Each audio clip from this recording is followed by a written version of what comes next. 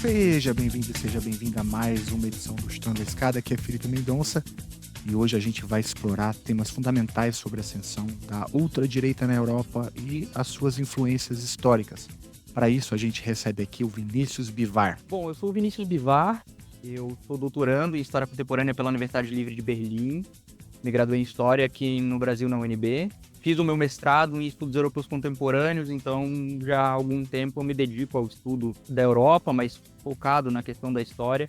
Mais recentemente é que eu desenvolvi digamos assim, esse projeto auxiliar de olhar também para a extrema-direita e para a ultradireita, em particular contemporânea, com foco tanto na Europa, mas também, obviamente, dialogando com o Brasil. Olha, eu recomendo que vocês fiquem até o final, porque a conversa tá demais. O Vinícius aí vai falar sobre a ascensão da extrema-direita em países como França, Alemanha e Itália nas recentes eleições agora para o Parlamento Europeu. Ele também menciona como esses movimentos se aproveitaram das crises econômicas e políticas para acabar ganhando relevância, utilizando, por exemplo, temas como antimigração, islamofobia. O Vinícius vai falar para a gente um pouquinho também sobre política de memória e responsabilização do passado nazista e como que isso influencia atualmente a popularidade da extrema-direita, principalmente numa parte específica da Alemanha. O Vinícius conta pra gente aí um pouquinho sobre a complexidade de todo o cenário eleitoral europeu, mencionando, entre outras coisas, como as eleições agora, as eleições europeias podem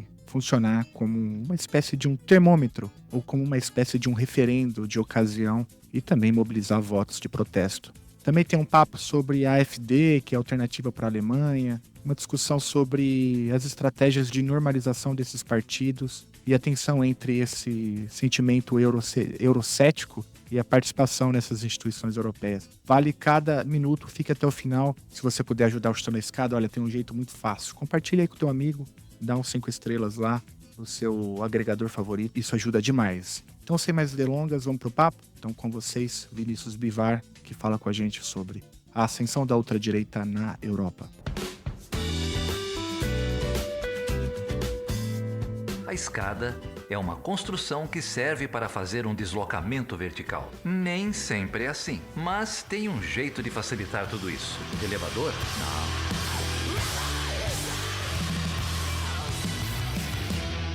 Vamos começar pelo início, cara. Todo mundo está falando sobre as eleições para o Parlamento Europeu. Alguns dizendo que esse foi um resultado esperado, outros dizendo que foi um resultado mais ou menos esperado. Tem variações também, né, dependendo do país. Quando se fala de crescimento da extrema-direita, eu acho que está muito ali concentrado na França, na Alemanha, mas eu acho que a Itália também, se eu não me engano, teve um resultado um pouco surpreendente. Mas é bem sabido que vocês, a galera que estuda extrema-direita, vocês estão falando isso já há muito tempo, que esse é um cenário preocupante, que é uma quadra histórica complicada. E na bibliografia sobre o tema, se divide em alguns momentos, né? Desde a Segunda Guerra Mundial, você tem um contínuo, aí, um crescente, né? De movimentos de extrema-direita, que a depender da conjuntura e também considerando os novos tipos de crise, os novos tipos de comércio, o novo tipo de pressão que se tem no emprego, enfim. A manifestação da extrema-direita no mundo vai se alterando. Eu estou levantando essa bola para você explicar para a gente um pouquinho como que vocês, historiadores, especialistas no tema, mais ou menos organizam, né, um pouco esse movimento de crescimento da extrema-direita logo após, né, a maior derrota da extrema-direita, que foi a Segunda Guerra Mundial. Vamos lá, então, esse referencial, essa divisão em diferentes momentos, né, ou diferentes ondas, como, por vezes esse fenômeno é referido na literatura, né, ele acabou se popularizando na última década através dos trabalhos do politólogo neerlandês do Cas Mudde. E ele é uma das pessoas que partilha dessa visão de que existem ondas, né, diferentes momentos, de ascensão de diferentes grupos de extrema direita ao longo, da segunda metade do século XX e dessas primeiras 2 décadas aí do século XXI. Durante o século XX, seriam essencialmente 3 momentos. O primeiro momento, que vai de 1945 até 1955, que é o que ele chama de momento neofascista. São organizações essencialmente que derivam a sua existência e a sua ideologia diretamente do fascismo histórico, do nazismo, e buscam revitalizar ou refundar partidos de cunho fascista e nazista, principalmente na Europa. É isso logo depois da guerra, né? Exatamente, Então, exatamente. num contexto de criminalização. Exato, isso entre 45 e 55. Então, é um momento onde ainda está ocorrendo, por exemplo, a política de desnazificação na Alemanha, onde Uhum. tem uma série de medidas sendo levadas a cabo na Europa, no sentido de justamente desmantelar as organizações que fundamentaram, né, os regimes fascistas e nazistas na Europa durante a década de 30, principalmente, né, ali no período da entreguerra. O segundo momento seria o que o Casmurro classifica como o momento do populismo de direita, Uhum. né? A partir daí que surgem partidos como o Front National,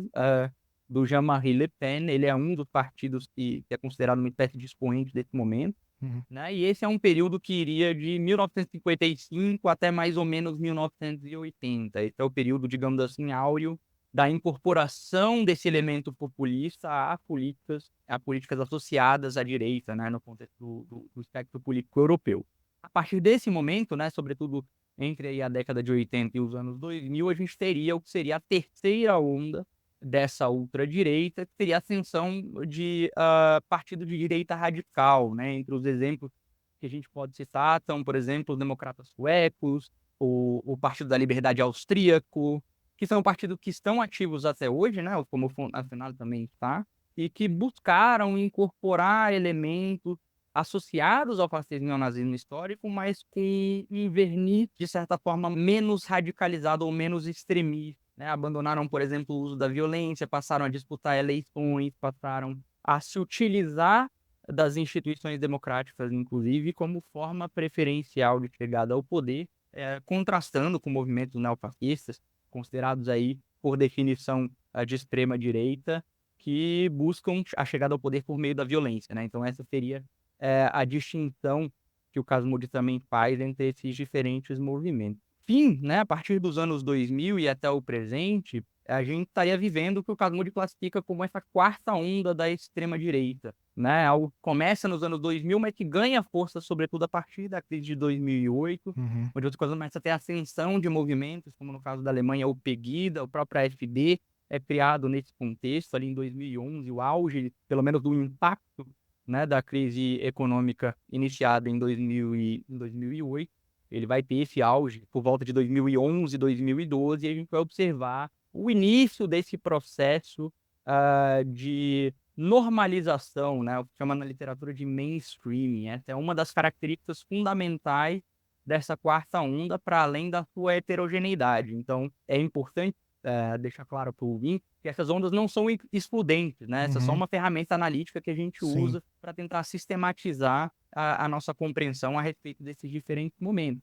Mas, digamos assim, o momento populista de direita não significa necessariamente que o neofascismo deixou de existir. E o Uhum. momento de direita radical não necessariamente significa que o populismo de direita deixou de existir. Pelo contrário, você teve uma espécie de amálgama de todos esses movimentos de direita que surgiram e ganharam força ao longo da segunda metade do século XX, e eles acabam se aproveitando desse contexto, né?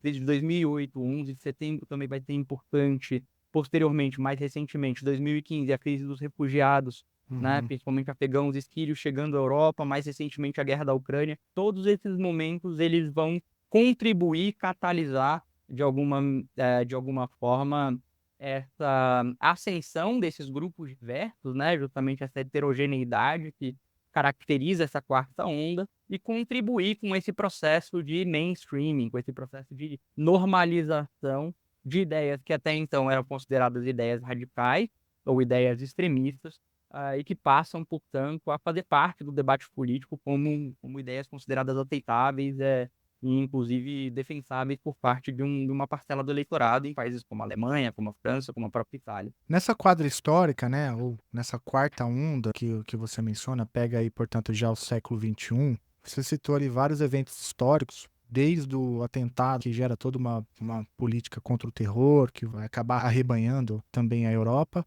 passando pela crise financeira de 2008, Isso, que exato. derruba, né, boa parte das economias europeias, e depois, logo depois, né, principalmente a periferia da Europa, entra numa crise sem tamanho. Eu me lembro que a imprensa usava um termo pejorativo até para se referir a alguns países, que eram os pigs, né? Que era Portugal, Irlanda, Irlanda, Grécia, que foi Grécia. a Espanha, mais algum. Mas já deu pigs, né? Eu acho que eu acho que não sei se o S era dobrado, não me lembro. Então vamos lá, recapitulando. O termo correto é pigs, com I dobrado. Trata-se, portanto, de um acrônimo para fazer referência a 5 países, que é Portugal, Irlanda, Itália, Grécia e Espanha.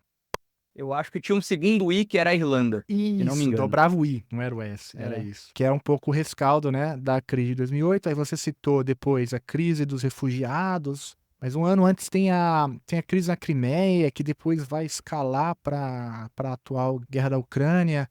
Isso dentro de um contexto, né, portanto, de pressão em cima de uma classe média que a literatura aí chama de os derrotados da globalização, né? Justamente esse público que começa, por exemplo, a não se ver representado na democracia liberal e começa a buscar alternativas?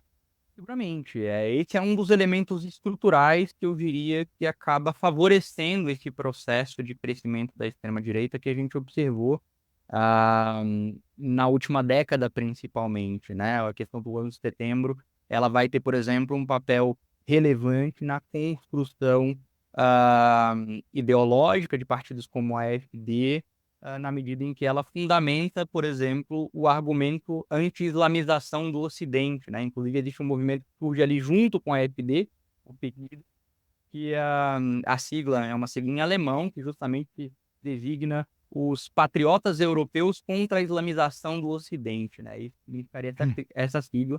E o 11 de setembro e todo o imaginário criado em torno da imigração muçulmana para a Europa acaba bebendo de eventos como a Guerra ao Terror para fundamentar essa ideologia xenófoba baseada na discriminação das populações muçulmanas que residem na Europa.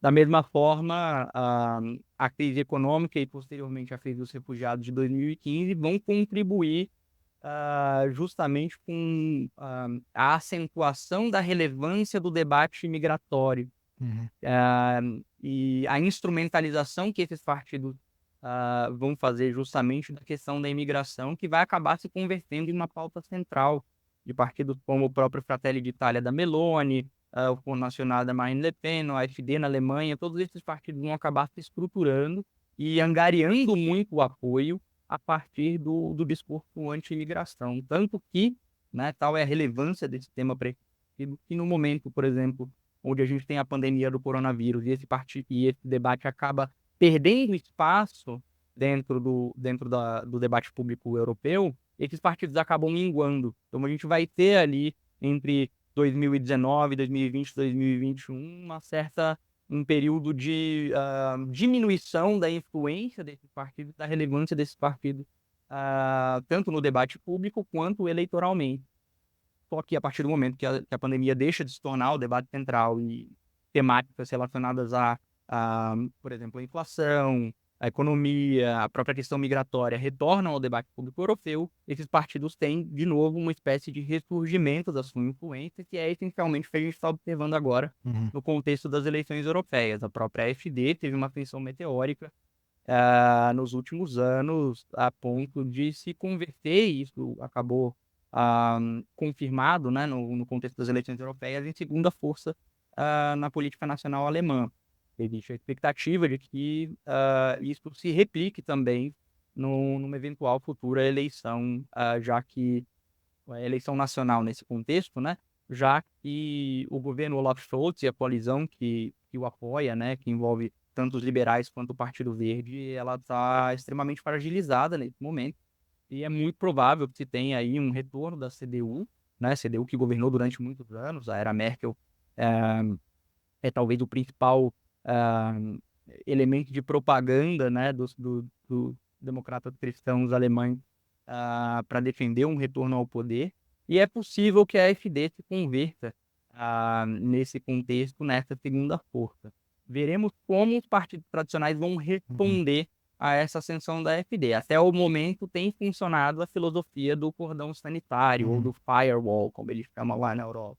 Que é a ideia de que os partidos tradicionais não se coliguem com a extrema-direita e não aceitem formar governo com a extrema-direita, prefiram soluções alternativas. O próprio Olaf Scholz se viu obrigado a formar uma coalizão que envolve 2 partidos com visões de mundo bastante distintas, né, os liberais e o Partido Verde, justamente como uma forma de evitar a necessidade de incorporar a AfD, que já havia crescido substancialmente quando da eleição da última eleição parlamentar na Alemanha, ah, ao governo. Então, a gente já observa essa fragmentação, digamos, por exemplo, de coalizões de governo na Alemanha, como um resultado desse crescimento da extrema-direita e da maior presença da extrema-direita no parlamento alemão.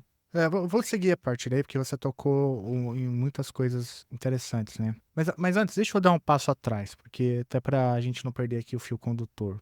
Ainda pensando em termos mais amplos, né? Do que esses grupos defendem. Uma palavra que você usou é diversidade, né? Então, são bandeiras que podem variar a depender da localidade. É meio que uma estrutura que sofre mutações a depender do país em questão e da época em questão, né? Como é essa quadra histórica, essa quarta onda tem essa especificidade de crise da democracia liberal, a guerra na Europa, né?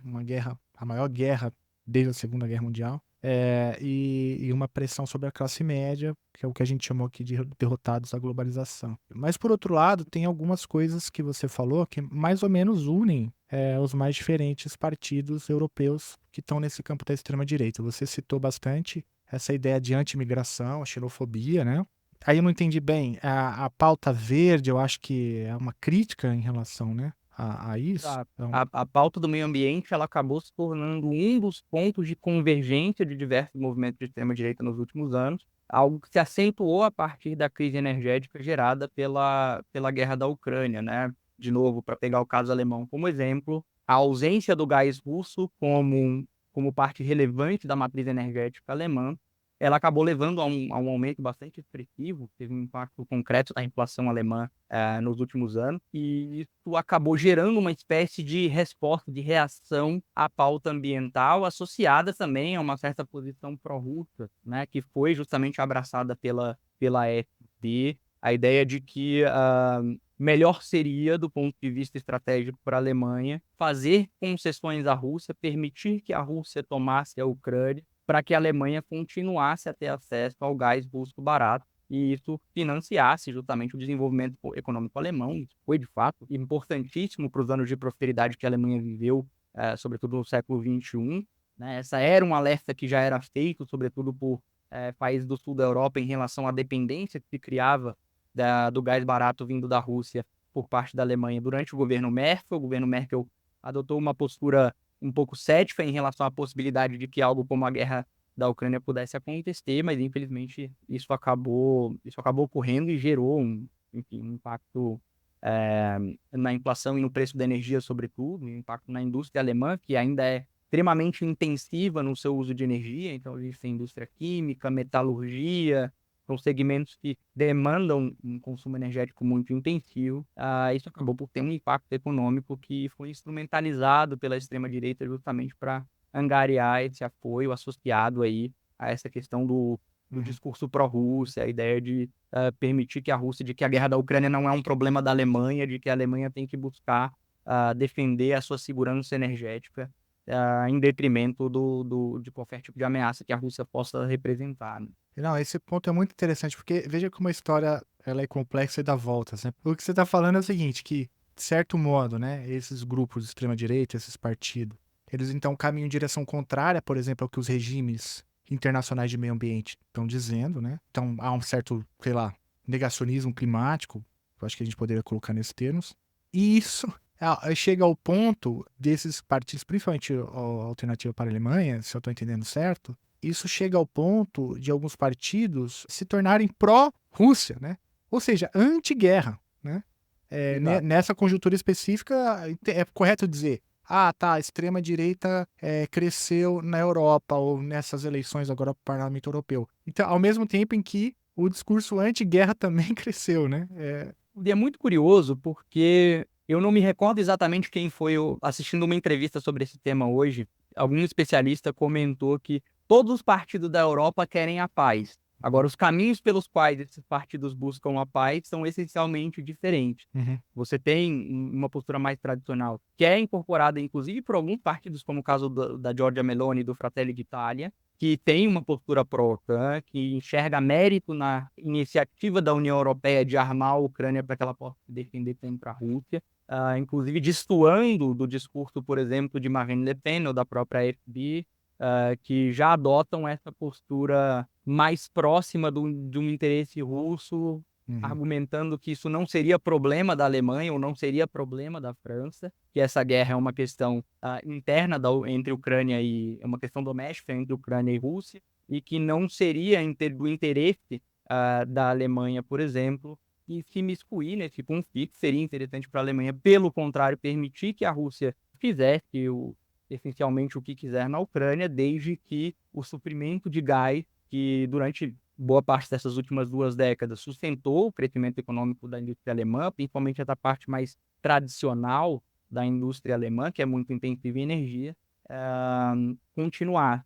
Né? Então, nesse sentido, também existe uma postura por parte desses partidos que é contrária, que é favorável a uma solução para esse conflito, mas é uma solução muito diferente Uhum. daquela que é proposta pelas instituições europeias e até por alguns partidos, né, associados a esses grupos de ultradireita, como é o caso do Fratelli d'Italia da Meloni. Interessante e trágico, né? Às vezes é um curto-circuito, porque até por conta da nossa experiência com a extrema-direita no Brasil, que é uma extrema-direita beligerante, né? No sentido de que tem uma postura mais engajada, no sentido, né, de uma agressividade, né? O que, no caso alemão especificamente, o centro-direita ou a centro-esquerda, na guerra da Ucrânia, ela tem uma postura, né, mais incisiva no sentido de envio de armas, o prolongamento da guerra, do que a extrema-direita, que tende a, por questões estratégicas, tende a construir uma solução mais pró-Rússia, inclusive. E não necessariamente eu estou defendendo, obviamente, esse caminho, porque é um problema às avessas, né? Eu acho que resolve um problema e cria outro. Mas ainda nesse tema, eu queria aproveitar, já que a gente está com um especialista aqui em Alemanha, para te perguntar sobre a alternativa para a Alemanha, né? Porque eu sou um completo leigo, né? Como você já percebeu, o ouvinte aqui já me conhece, sabe que eu faço perguntas elementares, né? E aí eu fico assim, sem entender o que é alternativa para a Alemanha. A gente lê, de extrema-direita, alguns vão dar um passo adiante e falam, não, é um partido neonazista, né? Na Alemanha, assim, né, que a princípio é onde mais se condena, né, aquilo, ou deveria ser o lugar onde mais se condena aquela experiência e tal. E aí dá assim, eu fico sem entender qual que é a capilaridade que isso tem, né, na sociedade alemã, qual é por exemplo, a relação orgânica que isso tem com a sociedade alemã. Porque não consigo entender, né? Me explica, por favor, Vinícius. Vamos lá, então. A AfD, né, como a própria ultradireita de maneira geral, ela também passou por vários momentos. Ela começa ali em 2012 e 2013 como um partido eurocético, contrário não à União Europeia como instituição, mas sim à zona do euro. Então havia argumentação da potencial fim do euro e retorno ao marco alemão. Essa era essencialmente a pauta do partido na sua origem. Só que esse partido, ao longo dessa última década, principalmente, né, dos 2010, né, ele é um partido que passa por um processo de radicalização. São criadas algumas alas, né, a partir da incorporação de diferentes movimentos, sobretudo nos novos estados federais, que é como se chamam os estados federais que foram incorporados à Alemanha a partir da unificação. E o que ocorre é um processo paulatino de radicalização. Né? Nomeadamente, uma das alas do partido é a Der Flügel, que é a asa, né, ou a ala, que é comandada por um professor de história, curiosamente, o Björn Höcke, que é alguém que é extremamente popular nos estados da antiga Alemanha Oriental, principalmente na Turíngia. E esse indivíduo é essencialmente quem vai conduzir, juntamente com essa ala do partido, esse processo de radicalização, inclusive incorporando elementos do neonazismo Uhum. ao seu discurso, né? O caso mais recente envolveu, inclusive, um membro do Parlamento Europeu da AfD, o Maximilian Krah, que disse em uma entrevista que nem todos aqueles que vestiam o uniforme da SS eram criminosos, né? E foi Uhum. justamente a partir dessa declaração que toda a celeuma envolvendo o Identidade e Democracia, né, o grupo parlamentar da Front Nacional, ocorreu e a AfD acabou expulsa desse grupo parlamentar e hoje integra uma ala dentro do Parlamento Europeu independente, né, que não está vinculado ou associado a nenhum desses grupos mais amplos suprapartidários, baseados nos quais o Parlamento Europeu se organiza. Então a AfD passou por esse processo de radicalização ao longo da década. Essa ala do partido, inclusive, ela é monitorada pelo serviço, né, ou Agência de Proteção da Constituição, que é um órgão do judiciário alemão que monitora organizações classificadas como extremistas ou potencialmente extremistas. E o Björn Höcke também é uma figura monitorada nesse contexto, justamente pela potencial associação que ele tem com grupos neonazistas, e aí em sentido estrito, né? A AfD, ela joga com essa associação do neonazismo a todo momento, justamente porque uma eventual classificação, sobretudo no caso concreto da Alemanha, da AfD como organização extremista, levaria ao banimento do partido. Então, para que o partido continue ativo, justamente ele dialoga com essas idas e vindas, esses rompantes neonazistas misturados a uma tentativa de distanciamento. Então, a dinâmica do discurso do partido, ela essencialmente se estrutura a partir desse diálogo. Uma sinalização e uma aproximação com movimentos neonazistas, como o NPD, que é um partido abertamente neonazista, inclusive mudou de nome recentemente, passou a se chamar Heimat, né? Que é nação ou pátria em alemão.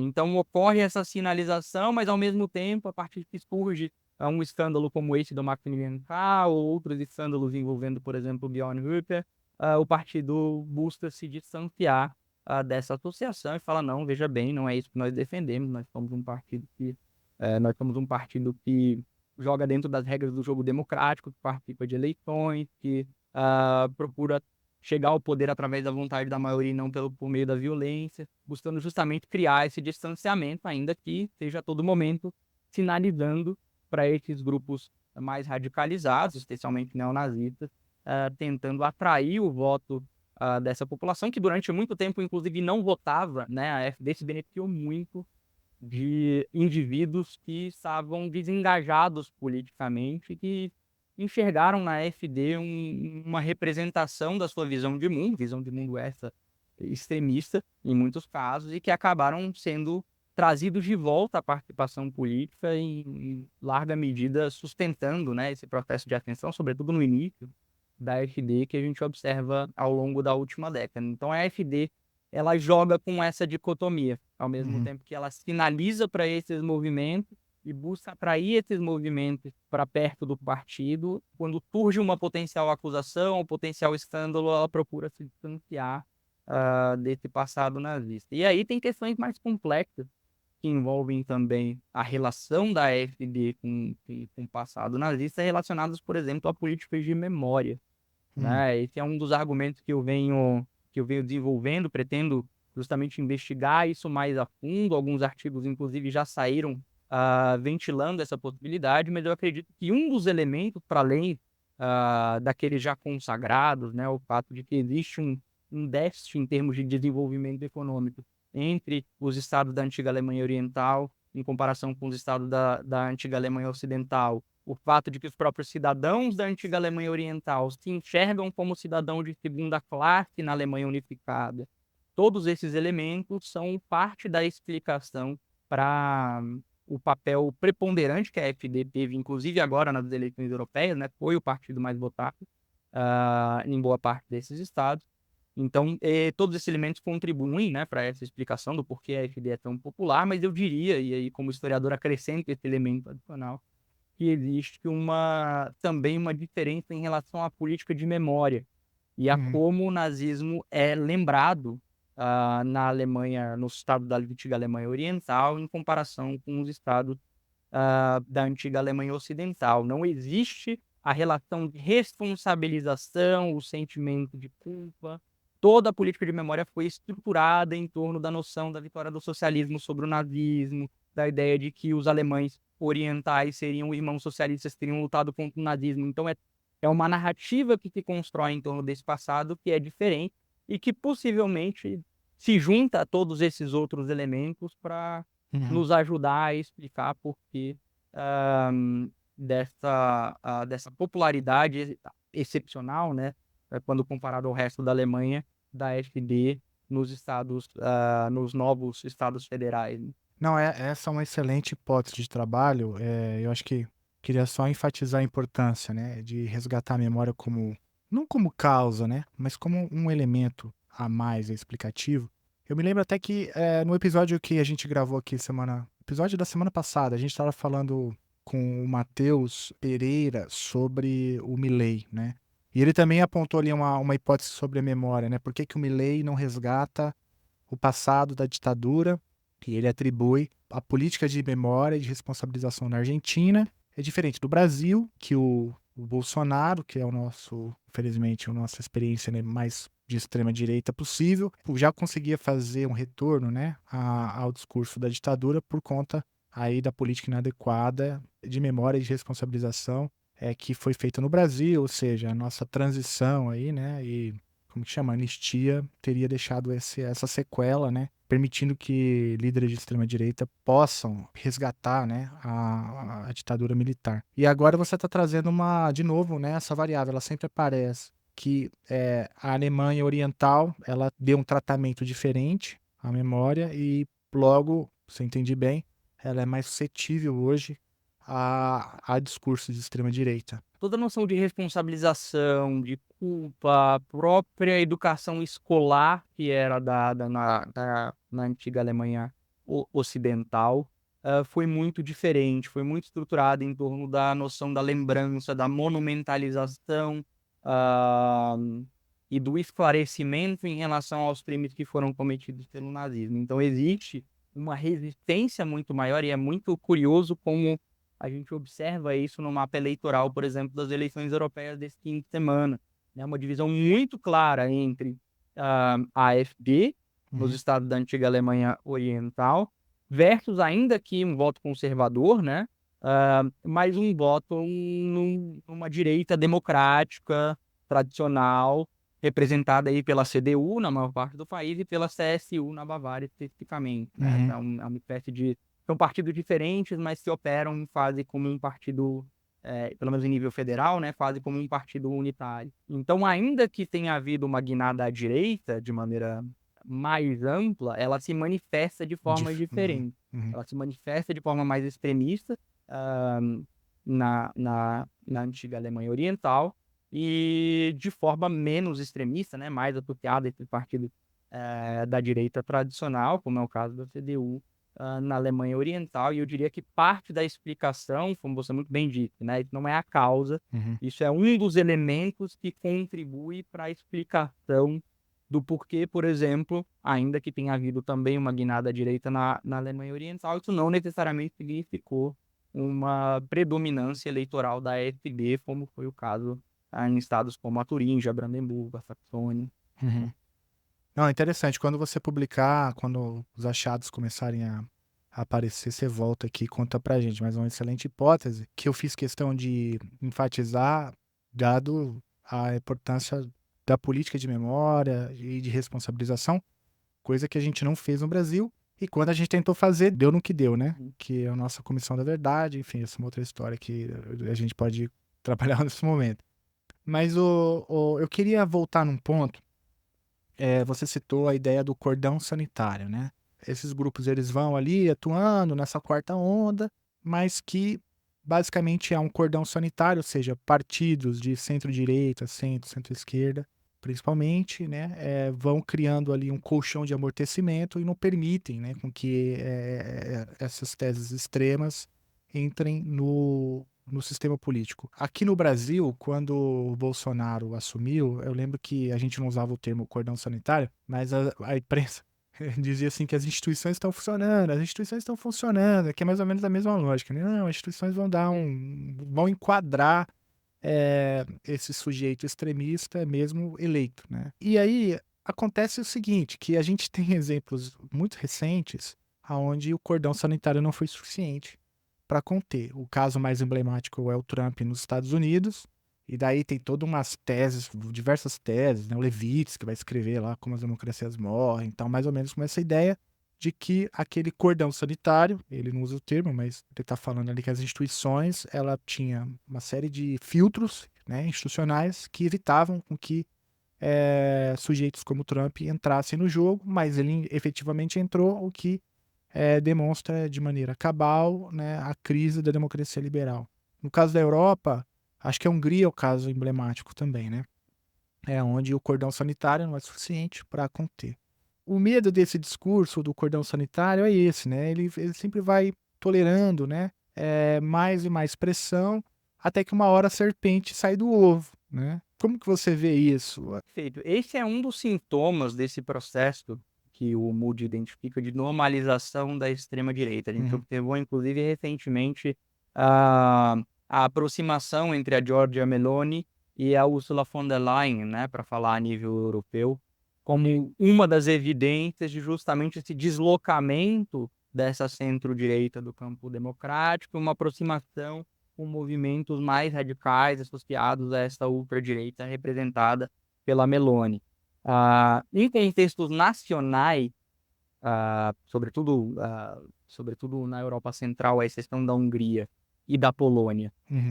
bem como na Europa Ocidental, a gente viu um caso emblemático também agora nos Países Baixos com a eleição do Geert Wilders, né? Uhum. Foi uma surpresa para todo mundo, não se esperava que o Partido pela Liberdade dos Países Baixos saísse vitorioso daquela eleição, mas houve uma mobilização dos partidos tradicionais no sentido de pelo menos evitar que ele assumisse o posto de primeiro-ministro, né? Foi feita uma coalizão, mas a condição para que essa coalizão fosse formada e envolvesse o partido do próprio Wilders era justamente que ele não fosse o candidato a primeiro-ministro, fosse eleito alguma outra pessoa, algum outro representante para ocupar esse papel.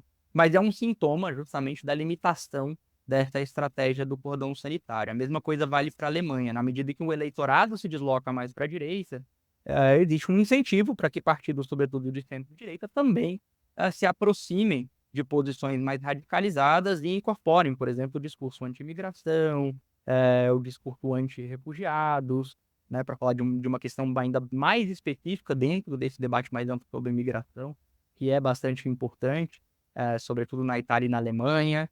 Então, ocorreu ao longo desse processo uma aproximação, um deslocamento desses partidos de direita mais para a direita, para um campo mais próximo dessa direita radical, que coloca em xeque justamente e mostra a fragilidade desse tipo de estratégia de cordão sanitário. Uhum. Né? Na Alemanha, a gente teve novamente um caso bastante emblemático, onde uma liderança da CDU, o Friedrich Merz, ele cogitou numa entrevista a possibilidade de formar governo com a AfD em nível regional. Uhum. E isso, obviamente, foi um escândalo. O partido propriamente, né, outras figuras importantes do partido prontamente vieram a público negar essa possibilidade, falar que a CDU em nenhuma hipótese se coligaria com a AfD, nem em nível Uhum. regional, devido justamente a essas conexões, principalmente dessa ala mais extremista do partido sem neonazismo. Enfim, então houve uma resposta institucional do partido contra essa declaração, mas isso sinaliza que justamente existe, né, esse firewall, ele tem um prazo de validade, né, e Uhum. de certa forma a realidade eleitoral, sobretudo, ela vem oferecendo incentivos para que partidos de direita acabem se aproximando da AfD na tentativa ou de fragilizar, né? Essa foi uma espécie de primeira estratégia. Incorporar o discurso anti-imigração, algumas das pautas centrais de partidos como a AfD e o Front Nacional, como uma forma de tentar esvaziar esses partidos. A estratégia claramente não foi bem sucedida. E num segundo momento ocorre essa tentativa de aproximação como uma forma de justamente resgatar o prestígio desses partidos tradicionais perante um eleitorado que está se movendo cada vez mais para a direita, né? A gente teve como exceção aí esses anos do coronavírus, mas de maneira geral, desde 2013 até essas últimas eleições do fim de semana, a gente observa um processo de ascensão gradual da extrema-direita relativamente constante, né? Como eu disse, o período do coronavírus, né, da pandemia, foi uma exceção. Mas a regra tem sido justamente o ganho de relevância eleitoral por parte da extrema-direita, e os partidos, sobretudo da direita democrática, têm tentado capitalizar esse deslocamento do eleitorado mais à direita e acabam se aproximando e colocando em xeque, eventualmente, essa estratégia do cordão sanitário, né, ou do firewall, né, que são os termos mais utilizados. Vinícius, olha só, eu te trouxe aqui para te ouvir falar sobre as eleições do Parlamento Europeu. A gente nem falou ainda sobre isso, né? Mas a gente falou, acho que talvez de todo o contexto que levou, né, ao resultado, Claro. o que para mim é mais interessante do que o resultado em si.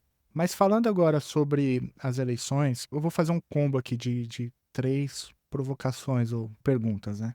A primeira é a seguinte: quão representativo é esse resultado para o Parlamento Europeu, considerando as disputas domésticas, né? Porque lendo como leigo, a gente não percebe na imprensa, né, quão representativo é essa eleição para a política doméstica. Eu sei que tem uma importância, obviamente, não à toa o Macron, né, chamou eleição e tal. Foi uma crítica ao governo dele, o resultado, e ele chama eleição para ver se o governo ainda tem legitimidade. Então tem uma importância, mas eu já ouvi alguns analistas falando que o percentual é diferente, né? O peso é diferente, considerando as eleições nacionais. Então essa é uma primeira pergunta. A segunda é se esses partidos de extrema-direita que avançaram agora no Parlamento Europeu, se eles são eurocéticos, né? Porque você, numa das suas falas, quando você historicizou, né, a extrema-direita na Europa, em alguma dessas ondas aí, eles se mostravam céticos, né, em relação ao projeto europeu, e inclusive, se eu não me engano, na segunda onda a identidade nacional, isso vem aparecendo já com muita força. Então, que me parece outro curto-circuito, né? Se eles são eurocéticos, eles ganham espaço dentro de uma instituição aonde, em última instância, talvez eles nem gostariam de estar, considerando a estrutura do argumento, né? De identidade nacional, enfim. Mas a terceira é essa, assim, porque um dos elementos também que você colocou é que esses partidos, os diferentes países, eles são muito diversos, né? Então é possível haver alguma coalizão, né, desses diferentes partidos que ganharam algumas cadeiras, 9, dependendo do partido, 10, sei lá. Essa composição, como ficou e se é possível algum tipo de coalizão, principalmente. Eu sei que em todos os temas não, mas quais seriam os principais temas, né, onde eles poderiam atuar em conjunto? Pronto, novamente a resposta para todas essas perguntas, de alguma maneira, é a diversidade, né? A União Europeia é um bloco extremamente heterogêneo e, nesses 3 cenários que você coloca, né, nesses 3 problemas que você coloca, diferentes países vão adotar posições diferentes. Então, para alguns países, por exemplo, as eleições europeias são vistas como algo completamente separado, que não tem nenhuma, correlação com a eleição nacional. Outros países já vão adotar uma postura intermediária, onde você tem algum nível de correlação, mas a eleição europeia ela é entendida como algo diferente, né? E ainda que exista uma certa representatividade desse resultado que possa ser eventualmente transposta para eleições nacionais, ela tende a não seguir as mesmas proporções quando analisada nesses 2 diferentes contextos, né, europeu e nacional. E você tem partidos e talvez esse seja você tem países, né, e talvez esse seja o principal aspecto, justamente porque alguns dos principais países do bloco, né, dos mais populosos, consequentemente com também maior representação no Parlamento Europeu, existe uma correlação um pouco mais forte, um pouco mais presente. E essas eleições acabam funcionando. Eu fiz essa comparação quando falava sobre a AfD numa palestra que eu dei na PUC há umas semanas atrás, com as midterms americanas. Elas funcionam como uma espécie de referendo ao governo, ao governo de ocasião e acabam mobilizando um certo voto de protesto, um certo discurso antissistema, uma espécie de sinalização acerca da insatisfação da população com o governo, e esse, por exemplo, é claramente o caso da Alemanha. O resultado das eleições europeias e a ascensão, não só da CDU, né, a recuperação do prestígio da CDU e a ascensão do AfD, elas são tanto produto de uma guinada mais conservadora do eleitorado, quanto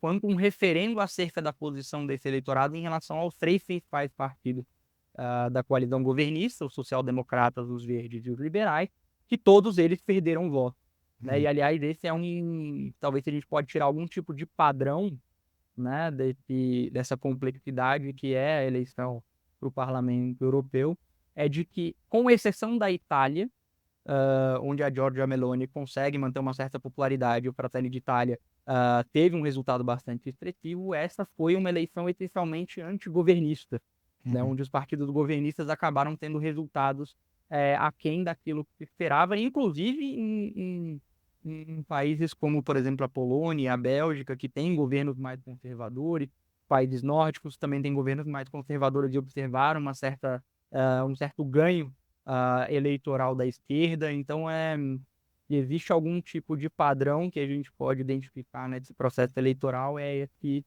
sentimento antigovernista que acabou mobilizando uma parcela do eleitorado, favorecendo aí o crescimento de partidos e movimentos que não estão associados ao governo da ocasião. Então, em relação a essa questão do quão representativo para alguns casos, eu diria que o Macron certamente é uma das figuras que tem que ficar bastante preocupado com o resultado dessas eleições. Foi uma sinalização clara, mas que não se justifica enquanto evento isolado, né? Essa não é uma constatação que parte exclusivamente do resultado das eleições para o Parlamento Europeu, mas também das últimas eleições francesas, onde o Macron ganhou por uma margem muito apertada. Então, a gente já observa, né, esse processo de questionamento e insatisfação em relação ao governo Macron, e, em alguma medida, a Le Pen vem se colocando como a principal alternativa, né, ao Macron, de forma que essa eleição europeia ela acaba carregando um simbolismo e uma relevância maior do que até, por exemplo, no caso da Alemanha, já que, muito possivelmente, ela sinaliza para uma correlação possível entre a eleição para o Parlamento Europeu e uma eventual eleição nacional. O Macron tem aí 3 anos, né, para se provar ou para desmoralizar um eventual governo composto pelo Front National, na medida em que, inclusive, eu considero pessoalmente esse cenário mais provável, né, que a gente tenha nessas eleições parlamentares francesas um ganho expressivo por parte da Front National de presença no parlamento, que ele seja colocado eventualmente no governo, e a expectativa do Macron, né, nessa aposta que ele fez convocando essas eleições, essencialmente seria de que questões extremamente complexas, como por exemplo o déficit fiscal, que vai levar invariavelmente a uma necessidade, seja de cortar gastos ou de elevar impostos, são 2 medidas extremamente impopulares. Isso potencialmente mine a credibilidade do Front National. E também, né, um dos argumentos que é utilizado por esses movimentos de maneira geral, que é a ideia de que nós não somos governo, nós somos diferentes, né? O próprio nome da AfD é bastante sugestivo nesse aspecto, né? Eles colocam como alternativa aos partidos tradicionais. Então, de certa forma, eu diria que talvez uma das justificativas que o Macron tenha utilizado para convocar essas eleições seja justamente de que, já que eventualmente teremos um governo que conte pelo menos com a participação do Front National, que eles tenham então a oportunidade de participar desse governo nos últimos 3 anos e potencialmente, essa é a expectativa, né, acabar se desmoralizando, tendo que se associar a medidas impopulares, percam esse trunfo do discurso antissistema, e isso acabe favorecendo no longo prazo forças democráticas, talvez o partido do próprio Macron, ou eventualmente uma outra liderança política que surja. Tá? Então, esse é um dos cenários. O outro cenário, que é menos provável, né, é o de que, convocando essas eleições, o Macron acabe mobilizando um segmento do eleitorado que vai enxergar com preocupação o resultado da eleição para o Parlamento Europeu, e ele consiga eventualmente recuperar uma maioria no Parlamento francês. Como eu disse, me parece que no caso francês existe uma correlação maior entre a eleição europeia e a eleição nacional, de modo que eu acho que esse é um cenário pouco provável. Já no caso da Alemanha, a AfD já vem há alguns anos, eu diria, desde o fim da pandemia, né, crescendo gradualmente e se colocando como segunda força, né? Houve uma desmoralização muito grande da coalizão governista, dos 3 partidos, mas sobretudo de liberais e verdes, né, que se viram numa coalizão um pouco contraditória, têm visões de mundo muito diferentes, difícil conciliação. de forma que isso acabou gerando uma certa paralisia do governo em determinadas questões. A agenda verde não avançou como os verdes gostariam, as reformas de desregulamentação e liberalização também não avançaram da forma como os eleitores liberais acreditavam que ocorreria, e isso acabou levando à desmoralização desses dois partidos. De modo que é muito provável também, ainda que talvez em uma proporção ligeiramente diferente, o resultado ah, da eleição para o Parlamento Europeu, ele também seja refletido, se reflita em alguma maneira no resultado de eleições nacionais na Alemanha. E a gente, no caso da Alemanha pelo menos, vai ter já uma evidência disso já nos próximos meses, já que em setembro a gente tem eleições na Turingia, a AfD foi o partido mais votado nesse estado, e veremos então se efetivamente essa votação expressiva se traduz aí no contexto das eleições regionais.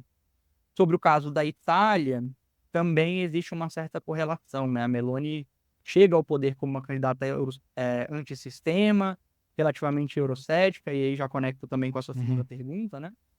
E ao longo desse processo, ela manteve o discurso anti-imigração como uma espécie de centro da sua pauta política. É um discurso que tem o seu apelo na Itália, principalmente porque a Itália está na linha de frente do recebimento de imigrantes do norte da África. E essa é uma questão muito presente no debate público italiano. Então, ela capitalizou em torno desse debate, mas ela se moderou ao longo do processo, justamente buscando uma aproximação com a própria Ursula von der Leyen e com outras figuras de centro-direita, né? Parte também desse processo que a Le Pen também tenta reproduzir na França, de normalização, descolamento, no caso da Le Pen, da imagem do pai dela, né? Que era uma figura negacionista do Holocausto, extremamente radical. A Le Pen tem procurado justamente se distanciar, e todo o rebranding que foi feito em torno do Front National, ele tem um pouco esse teor. Trazendo então para a questão do euroceticismo. Houve uma modulação desse euroceticismo ao longo dessa última década, né? A própria AfD começa como um partido contrário à zona do euro, não necessariamente à União Europeia como um projeto de integração e cooperação. Isso passa por um processo de radicalização até o Brexit, essencialmente. Ali no contexto onde se debatia o Brexit e efetivamente o discurso eurocético na sua vertente mais radical ganhava força, vários partidos propuseram, né? O próprio Front National propôs o Brexit, a AfD argumentou em favor do Dexit. Então havia uma série de discursos de partidos eurocéticos em torno desse projeto de um eventual desmantelamento, né? Ou de uma eventual saída de diversos países, principalmente os principais membros fundadores, né, do bloco, o caso da França, da Alemanha, da Itália. E esse discurso, até o momento em que em que ocorre o Brexit, ele se demonstrava presente, né, na retórica desses partidos de ultradireita. Com o fiasco que efetivamente foi o Brexit e o impacto extremamente negativo que ele teve, não só no sistema político, como também na economia do Reino Unido, esse debate arrefeceu. E hoje é muito difícil encontrar um partido que advogue uma saída da União Europeia. O próprio AfD estruturou o seu programa em torno da noção de uma reforma, né? Dialoga também com a sua terceira pergunta, né? Por que partidos eurocéticos participariam, portanto, de instituições europeias, e a ideia é justamente, de certa forma, erodir por dentro essas instituições, né? Que é uma Criar parte significativa da estratégia da extrema-direita como um todo, né? Que é corroer por dentro. Exatamente, né? É uma das características, inclusive, que distingue, né, esses movimentos de direita, sobretudo a partir da segunda onda, e os movimentos, né, associados ao nazismo e ao fascismo histórico, né? Que é a noção de que não existe a defesa de uma ruptura, e sim de uma erosão paulatina das instituições. E esse é o caso, por exemplo, do Viktor Orbán na Hungria, né? Talvez o caso mais emblemático, o modelo que orienta hoje praticamente toda a extrema-direita global, né? A ideia de que você vai paulatinamente erodindo as instituições democráticas, aumentando, por exemplo, o número de juízes na Suprema Corte, controlando a imprensa através da criação de uma agência estatal, aumentando a presença ou redistribuindo distritos, né? O gerrymandering, redistribuindo distritos para favorecer o seu partido e criar uma maioria quase que absoluta no parlamento. Então, eu diria, é uma espécie de modelo que essa ultradireita europeia, mas até de forma mais ampla, a ultradireita global vem adotando. E a ideia com a União Europeia não é diferente, é justamente por meio das instituições europeias, de certa forma, desagregar o processo, o projeto europeu e criar o que a AfD chama, por exemplo, de uma federação de nações, né? A União Europeia não como um bloco econômico, não como uma potência regional que se baseia na cooperação entre os países e na ação conjunta dos países como forma de projetar poder, mas sim a partir da expressão das vontades nacionais que estariam ali pontualmente conectadas por uma questão geográfica, né? O fato de serem todos europeus, de partilharem o comum, né? Esse debate da guerra cultural também é muito caro para a extrema-direita e é o que fundamenta, em parte, também o discurso anti-imigração. Então seria a partir daí, a partir dessa premissa, né, que se justificaria a ideia de movimentos eurocéticos, ainda que não da mesma forma que há meia década atrás, que irão, portanto, participar de eleições europeias e efetivamente integrar instituições de uma organização que supostamente eles não apoiam, né? Então seria, enfim, Uhum. forma resumida, Te botei na furada, hein, mas cara? bastante longa. Te botei na furada, meti 3 em 1 ali, que eu sei que o tempo tá acabando. Falei, deixa eu...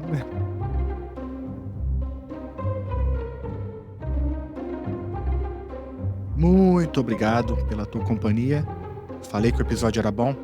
Que bom que você chegou até o final aqui comigo. Eu quero aproveitar então para te pedir ajuda mesmo. O Chutando a Escada depende dessa rede de ouvintes para poder se manter no ar. Essa semana a gente recebeu aí novos apoios. Carlos Romero Silva, obrigado, Carlos, pelo apoio, já é de muitos anos. A Mariana Alves, a Luana do IEM, grande Luana, saudade de você, Luana, obrigado pela tua contribuição. Ajude o Chutando a Escada, é muito fácil. Basta entrar em www.chutandoaescada.com.br/apoio. Lá você tem várias formas de ajudar. Vou até abrir aqui no computador aqui agora enquanto eu gravo. Vou ver como tá esse negócio. chutandoaescada.com.br/apoio. Ah lá, você pode assinar pelo Catarse, que é uma plataforma aí de assinatura coletiva, financiamento coletivo, muito conhecida, muito segura. Se você estiver fora do Brasil, a gente recomenda que você faça a tua contribuição pelo Patreon, também é super seguro. Ou, se você prefere aí uma das maravilhas do Banco Central do Brasil, você pode mandar um Pix para o e-mail apoio@chutandoaescada.com.br. Essa contribuição ajuda demais. Basicamente, a gente paga hospedagem, software, são vários softwares, e as pessoas que ajudam a gente a manter isso aqui vivo. E se você não puder ajudar financeiramente, você pode compartilhar o Chutando a Escada. Você pode mandar lá no grupo de WhatsApp do tio do Zap. Você pode mandar no grupo do condomínio. Você pode mandar no grupo do futebol. Você pode mandar no grupo da igreja. Enfim, ajude a divulgar o Chutando a Escada. Ajuda muito. Então é isso. Semana que vem a gente está de volta. Muito obrigado pela companhia e até lá. Você acabou de ouvir mais um episódio do Chutando a Escada. Para apoiar, acesse chutandoaescada.com.br/apoio.